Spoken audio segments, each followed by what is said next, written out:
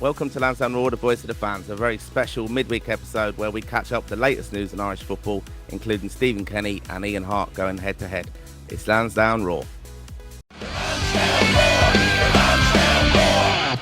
Right, Conor, how are you? You well?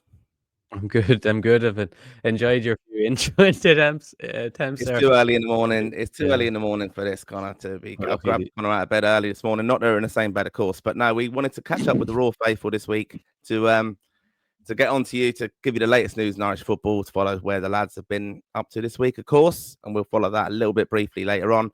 But the main point of talk this week, obviously, is Ian Harte and Stephen Kenny having a bit of a spat. Easy for me to say. Conor, what did you make of that?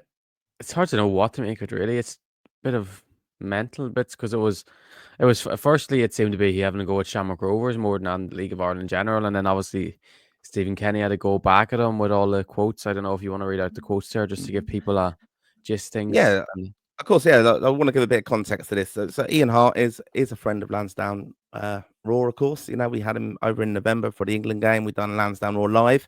Brilliant with him and Clinton Morrison and Alan Kelly having a chat about their Irish football career, especially spat and all that. That is back in the archives of Lansdowne Road. So do check that out on YouTube. It's a YouTube exclusive on that one. It's 2 recordings, I think, of that one. So do get back and have a look at it. But yeah, Ian Harte, he doesn't pull any punches. This was in response actually to he'd done an interview actually with Betway where it was in response to kind of League of Ireland players, should they be thinking of going across the water to try and make it in the Premier League, and asked about his views on young players basically. So a kind of issue close to your heart, Conor. We know that there's lots of Irish talent out there. He was asked his views, and I thought it was pulled no punches really, did he? He just said, that if Irish domestic football is good, it obviously gives you a platform, but the best league in the world is the Premier League. Young lads want that opportunity to push themselves. If it does work out, then brilliant. If it doesn't, they can always come back. From what I've heard, it's very difficult for these young lads. There was a young lad who was at Rovers, Justin Ferrazaz, and there were loads of big Premier League teams interested in him, but the price tag was put over his head by Shamrock Rovers, who priced a lot of teams out of the market.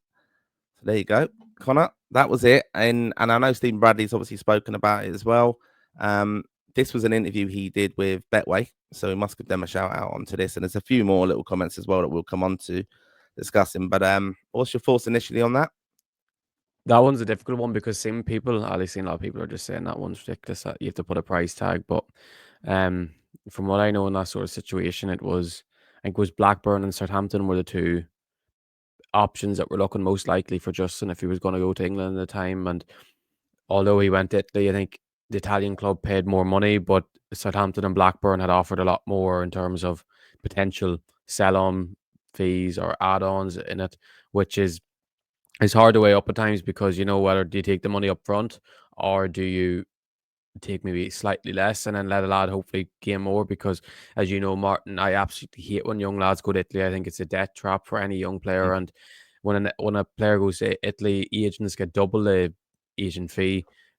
The money a player makes is slightly more, but it's always usually down to the agent, what the agent can get, and whatever benefits the agent is all that matters really in Italy. So like when I see a player like of Justin's ability that went to Italy, has gone to Italy, hasn't got a chance in the first team at all, I would have much rather he went to England. But League of Ireland clubs need to stand their ground and do need to hold firm on fees, because I know a lot of clubs are getting terrible money for young players.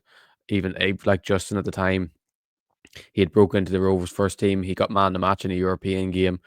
Like he was at the stage where you couldn't say he was getting an academy fee. He should be getting Rovers should be getting a very, very solid fee for him. But although a lot of people are completely against what Ian Harte says, I know what he means in some context, because I would much rather any young Irish lad go to England than go to Italy, because Italy's just a complete mess, to be honest. And I think we're starting to see less and less Irish players go there because I think they're starting to cop on and it's just an agent thing taking them there and then they're never going to get a chance. But I don't know if you think the same, Martin.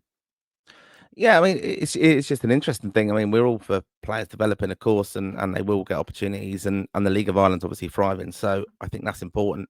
I think a lot of League of Ireland fans have been a little bit critical here of Ian Harte, just on his comments, interpreting it that, he's kind of motivated as an agent or a consultant for footballers, and he's motivated by trying to get moves for players.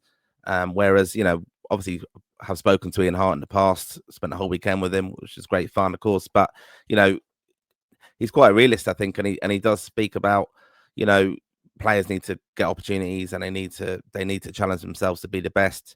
And that's what he's obviously been trying to do as well. But I mean, football is a business, and it's not a nice business to work in as well often, and it's very cutthroat. And I think that's probably where he's coming from.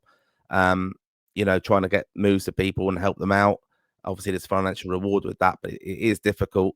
And it obviously comes on to, even in this interview, then he's quite critical of Stephen Kenny, and that's what has kind of prompted a bit of debate on this. I mean, a lot of League of Ireland fans are thinking, as I said, he's motivated in his comments, Ian Harte, by wants to get moves because it generates business for him. But he was very critical of Stephen Kenny very early on in his tenure. I think it was he went in quite early, as time for change and things like that, with the comments on Twitter. And I think he obviously is a very experienced player. He's very pally with Robbie Keane. That's what's coming out with Stephen Kenny's kind of analysis of these. Why is he making comments now again? Because he has been very, very critical of Stephen Kenny again here in these comments. So one thing he has done, obviously, we've got the visual here. He's accusing the League of Ireland clubs of killing lads' chances of securing a dream Premier League moves, and that's in a summary article that one of our writers at Lansdowne, raw.ie, has done. Matthew Alex Brown, really good article. Do check that out, as all the articles we've actually been recently posting. We've got fantastic writers together now, so do check that out. But yeah, these comments, this interview with a betting company ultimately did prompt the response from Stephen Kenny, which was also interesting. He labelled Ian Harte an empty vessel in response to the criticism. So, any thoughts on that, Conor? Stephen Kenny does bite, doesn't he? The thing is, when Stephen Kenny, I know, like we always say about Stephen Kenny, the thing that seems to let him down at times is communication, or lack of communication in press conferences. But when he has a point to prove and he is a bit of bitter behind himself, everything seems to change, and you get to see the real Stephen Kenny, the one that we actually like to see, whether you agree with comments or not. He makes us the kind of Stephen Kenny in terms of personality wise and charisma that you want to see from him. But I can totally understand because Ian Harte's been slating him for years and years and years, or since he took over the Ireland job, and now it's in Pats. And that, the thing is, I think Stephen Kenny's proven, Martin, over the years that he's, as much as I love the League of Ireland, he could manage at a higher level easily. He could manage in the Championship. He could go to a top European league, Swiss league, Belgian league, and do a very good job. He's proven himself. What he's done with Dundalk over the years in Europe, what he done with St. Pat's towards the end of last season, going on that unbelievable run and almost qualifying them for the Conference League. I don't think we can say Stephen Kenny's found his level. He's a brilliant manager. I would say he's the best manager in the League of Ireland. Yes, maybe we think communication wise he could be better, and the time with Ireland didn't go too well, but I still think his time with Ireland was more of a positive than a negative, even though on pitch results weren't great, Martin. I think in the long run it has benefited Irish football for what he done, bringing through overhauling the squad, really. So no, I don't think Ian Harte was right for was right for calling Kenny out, telling me he'd found his level and stuff like that. But you don't want to see people going at each other online, but sure, Yeah, it gives us a talking point. It does. I mean, this is some of the comments. So, this is Ian Harte again with Betway. I think he's a good League of Ireland manager, but as an international manager, I don't think he was the best. Any manager could come in. You could put Pep Guardiola in there, but you're based on results. The problem, not that I have a problem with Stephen, I don't, but he would always find positives in getting beat. Obviously, people know football. People who played football can see through that. Fans cotton on to it, and I think he's found his level where he is. So that was some of the comments there as well, on obviously that have prompted a response from Stephen Kenny. So just going to give you those kind of quotes as well. So speaking ahead of Friday's visit to Sligo Rovers, St. Pat's, in the third series of the Premier League, Premier Division fixtures, Stephen Kenny's he's actually suggested this kind of beef has stemmed from his decision to drop Robbie Keane from his coaching staff during the 2020 managerial changeover from Mick McCarthy. So I'm sure everyone's familiar with this, but we did have Mick McCarthy in tenure as the Ireland senior manager, and Robbie Keane was part of the backroom staff there on a coaching ticket. And when Stephen Kenny came in, he did kind of make some changes and set basically Robbie Keane aside on full pay. I thought Dave would like that one. He was set aside, and but Stephen Kenny that was his obviously decision, and this is his response to those comments. For some reason, he wants to have a personal go at me. I've never met Ian Harte, never had a conversation with him, and never come across him in any shape or form. I've met his uncle Gary Kelly a good few times, and he's an absolute gentleman, a really impressive man. It was interesting. My very first game as Ireland manager was against Bulgaria, and Ian Harte was tweeting. The headlines after that game were that Ian Harte was tweeting this and that, and that's where he actually had tweeted like time for change. So I was like, I know there are going to be a few people waiting the long grass, but he's a bit early. The game wasn't even finished. People were saying in the FAI, well, he's Robbie Keane's friend. He's been his teammate, and he's upset. He wants to show loyalty and get after you. So I said, okay, I'm not going to respond to it at the time. Kenny is baffled as to why he's resurrected his opinion. I'm 18 months out of the job, and he wants to have a go, saying Stephen's found his level. Why would he say that? Why would he bring that into it? I find it strange. So he then goes on and talks about how proud he is to be in part of the League of Ireland, and just talking about how he's getting on and things. But he does say that he found it very kind of strange that he's speaking to a betting company, and I like this from Stephen Kenny, and I know this that we have been approached in the past as sponsors for the pod, and it's of association with betting companies, and you've got to be aware that it is generating headlines and things. But he was very, very clear that he's basically he was kind of referring basically that Ian Harte is being paid by this blog, Betway, for his opinion on things, and Stephen Kenny morally it doesn't think that betting companies really should be involved in football, when he's having a snipe at Ian Harte basically for being on the betting payroll, is what I would kind of perceive that to be. Any views on that, Conor? Yeah, I think I don't think we can really disagree with Mr. Kenny in that context, Martin, really, because it's something that affects a lot of people. But just on the thing of Ian Harte, him saying about Ian Harte bringing up Kenny, I'd imagine it was just the thing he was asked about Stephen Kenny, because whoever interviewed him at the time, they would have been looking for what would be the clicks and what a better way than bringing up Stephen Kenny to Ian Harte. So I think that was probably why he'd brought Stephen Kenny up in a sentence. But yeah, I do agree with Stephen Kenny there, and I don't think you can really disagree with him in that context.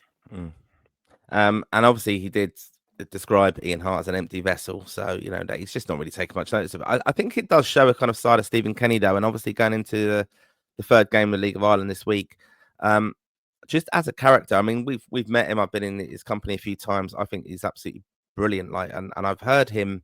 I've always said it on when he was Ireland manager as well. The communication was always a bit of a concern, obviously, and it didn't reflect well on him when we were, when we had poor results, and he was just too honest, basically. And I think that, and he does have this mindset of, he does. I suppose it's quite kind of relating to people, basically. He knows that people have had struggles in life and things. He's like a moral guardian in a sense sometimes. He does have a lot of empathy for, homeless people who have got struggles with drug addiction, or, he thinks of what football brings to kind of the community a bit. And he's quite a deep thinker. But I have seen him we had him over at Risk London when he was first under-21 manager, and he sounded very nervous at the start of it, but when he got into his stride, he was absolutely brilliant speaker, really motivational, and you were really kind of inspired by him, because he was saying how he was going to, take his opportunity as to be the Ireland manager, how it was the greatest thing in his life that he was going to have that opportunity. And I know it didn't work out, but I think people sometimes go over the top on the communication thing. I think he is a very deep thinker. I think that would have hurt him, that criticism early on in his Ireland managerial career, where people who were anti-Kenny, there was that kind of divide, sadly, in Irish football at the time under his tenure, and it was based on results. And like I said, people could use his communication skills or lack of them sometimes, or his honesty, to have a go at him and hammer him on that. And we know it didn't work out, but ultimately, I think he was an absolutely great kind of guy, a decent guy. So, and I was quite worried at the end for him, kind of his own mental health and own kind of life in a way that, it was really impacting on the way he used to get so emotional post-match and things. So, but we did like him coming out fighting, didn't we, Conor? That was the thing. I always liked him. He was a lot more articulate when he came out fighting. I remember him coming out after one game and he really he just didn't take it from the press and he went at them. And ultimately, I know it didn't work out, but I think ultimately he has got Irish football at his heart, and I think that's to kind of be well applauded ultimately from me. Don't know how many times I said ultimately in that sentence there, about 4. Anyway, so we're on to Series 3 for the League of Ireland as well. I'm sure you'll be doing a podcast on that, Conor, with Dave, and we'll be getting that out soon. But do check that out as well because it's a fantastic series. Just obviously reviewing the upcoming games in the League of Ireland. But we have had some action. I mean, as we said, we had an early morning start here at Lansdowne Raw Towers. You were very happy last night, though, because your boy, Finazaz. Not last night, Mark. Come on, the night before last. Come on. Sorry, I'm getting carried away with my my next point I was going to go on to. But yeah, during the week, I don't think that was that the highlight of the championship for you, Finazaz's goal? Finazaz's goal and assist, man of the match. Getting to watch himself and Andy Moore on the same pitch at once was just dreamy to me, to be honest, Martin. I couldn't think of anything better in life, to be honest. I sat there on Tuesday night. Everyone was there watching the Premier League. I was sat there watching Andy Moore versus Finazaz. And to be honest with you, Stoke were absolutely dreadful, Martin. They're absolutely useless. Andy needs to get out of there as soon as possible. Like, I just want to see him go. I want to see him go to a league abroad, as a technical league. Like, if he's not going to be playing in the Premier League with Brighton, no championship anymore after this summer, because I just feel like it's just not the league from either getting stuck on the wing or playing as a number 10 in the team that just doesn't have the ball. And how's he going to affect the game when he doesn't have a ball? He got a lovely assist. I don't know if you've seen the goal Stoke got to go just 1-0 up. No, it was 1-1. Sorry. A lovely way to pass across the box. A pass that not many Irish footballers will actually see on. So it was good to see that, even in the moment where he got a chance to make his say on the match, he did it. And then basically it was the Finazaz show, really, Martin, for 90 minutes. He's had a tough few weeks in terms of he hasn't been playing well at all. Got dropped actually for a game and then came back in the other night.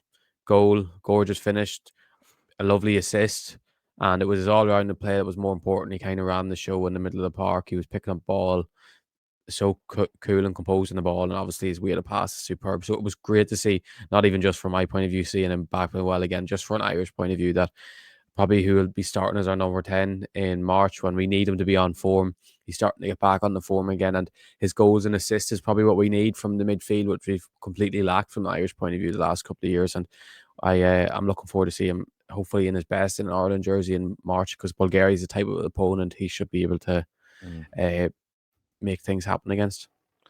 And they did. They needed that result as well, Borough, didn't they? They were struggling a little bit under Michael Carrick. He was a man under pressure. So, called on your man, Finazaz. But that was Tuesday night. That wasn't the big story though of Tuesday night, was it? Because there was a game in Cardiff, which a team I keep a close eye on. Cardiff beat Hull. The story of 2 Callums in this one, Conor. The goal scorer, Callum Robinson, he's done his usual of scoring goals in the few weeks before Ireland are selecting the squad for a qualifier or Nations League match, obviously. But I think it went a little bit under the radar here, Conor. And you and Dave were both very, reluctant to kind of refer to this. But captain of Cardiff on Tuesday night, Callum O'Dowda. So brilliant Irish representation, goal scorer and captain. Fantastic to see his engagement. I know he's extended his contract there at Cardiff as well. Well done to Callum O'Dowda on becoming captain of Cardiff City. Was he definitely captain? Or are you sure was it the captain wasn't taken off? No, he was captain, Conor. All right. Oh, jeez, he was. Yeah, he was. But I was just making sure. Jesus. Who was out injured that he was the captain? Fantastic though to see, and his real engagement with the fans at the end there going up, a big result for them as well. So that was good to see. And on Wednesday evening, we saw a goal for Jake O'Brien, Everton against Brentford. That was brilliant to see as well. We've been happy to see Jacob Run. We've kind of banging that drum for a little bit now, waiting patiently for his chance at Everton. He's got that now, and a goal, very important, of course. Anything else of note during the week? Troy Parrott last night. There you go. You read my mind there. There's Dutch a little Cup image final. of Troy in action. You see, There you go. you see that guy? See that guy in the back? Is that Kieran Clark Yep. playing in Netherlands? Is it? Looks like Kieran Clark. It's the image of him, isn't it? Oh, I don't know. And then obviously it was good to see. Football looks a bit weird. They got through in penalties. Fortunately, Troy missed his penalty after seemed to score every single penalty he takes, but missed in the shootout, which is disappointing. But no, they got through and he's into the final. I think they played Go Ahead Eagles, someone said, which would be a final they should be heavy favourites going into. And then John Joe Patrick Finn is through to the French Cup semi-final. They won the other night on penalties as well, I believe. Stade Rem got through, so at least that's two lads from an Irish point of view are going to be playing very far in cup competitions across Europe. Which, well, I know Jacob Ryan played in the French Cup final last year, but it's good to have an array of options playing at a high level across Europe. Yeah, exactly. I mean, fantastic for Troy there, and hopefully he'll do something that he couldn't do at Tottenham. Perhaps win a trophy. Harry Kane's looking to do the same in Germany as well. That's one for our Tottenham fan base who may be watching along. Give a little bit of a dig out of you lot. But look, it's been a good midweek in the sense that some of the lads are playing regularly now. We're looking forward to the squad announcement in a few weeks' time ahead of the Bulgaria game. Big double header there, the away obviously first of all, and then on the 23rd back at Lansdowne Road, Aviva Stadium. So we'll be covering all of that on the show. So if you are new to the show, just please check out all our previous recordings. They're all on YouTube, and we've also got the podcast as well. Check out the link below and make sure you do subscribe. It does help us with the algorithms, and it helps us do more and more with sponsors and events that we have planned. And as I said, Conor and Dave are going off to Bulgaria on their travels to watch the lads in action, and we'll all be at the home game then on the Sunday. So really looking forward to that, and we'll obviously be covering the squad announcement day. It's always a day I look forward to as well, because there's lots of speculation in advance of that. One other thing just to kind of mention is we are back on Sunday. We record our shows every Sunday live, which is where we let you, the Raw faithful, get involved in any topics you want to discuss in relation to Irish football. There's always news, there's always spats, as we've discussed today with Stephen Kenny and Ian Harte. Do give our website a check out as well, lansdowneraw.ie, where there's lots of fantastic articles there. We've got a fantastic writers group who have all joined us, and it's a brilliant opportunity for any budding writers as well. I've got a little advert I'm going to play to you now. So if you'd like to get involved in the pod and in the show, because this is a platform for Irish fans by Irish football fans. We're all match goers. We follow the team, follow Conor at Rep Tracker for all the details of all the upcoming players coming through, young players. I mean, he got a bit of stick during the week actually mentioning someone playing in the fifth tier of Irish football, English football actually, with Marine. But we follow everybody. That's it. We give a platform and we help promote Irish footballers around the world. So I'm just going to play this ad now. Here you go. If you are interested in checking out and being part of the team. How's it going? David Dunn here from Lansdowne Roar, and I am calling out to anybody who wants to write about Irish football. That's right. If you want to write for Lansdowne Roar at lansdowneroar.ie and join our fantastic writers group over there, this is a great opportunity for you. It is a voluntary position, no experience required. However, all we ask is for you to be passionate and consistent, and also be able to string 2 cents together. Sorry, Martin, that leaves you out. It can be any level of Irish football that you want to talk about: men's, women's, seniors, juniors, League of Ireland, the school league, anything at all that you want to express yourself about. This is for you. If you are an aspiring sports journalist, it's also a fantastic opportunity for you. We do have a wide reach. Of course, we have a stream every week, as you're probably watching this on now. So it's a great way to get yourself exposed in a positive way. If you want to get in contact, pod at lansdowneroar.ie. Also Conor at lansdowneroar.ie, David at lansdowneroar.ie, Martin at lansdowneroar.ie. Or you can head over to our Facebook, our Instagram, or our Twitter, and you can contact us directly. Not a problem, and we'll get you sorted there. Apply below now. Right, there's Dave. We let him come on the pod in a way. We let him come on the show. We thought we'd done completely without him for this midweek special. But just want to leave it there with thanks to Conor for your input. And we'll catch you all soon. But thank you for your support of the show.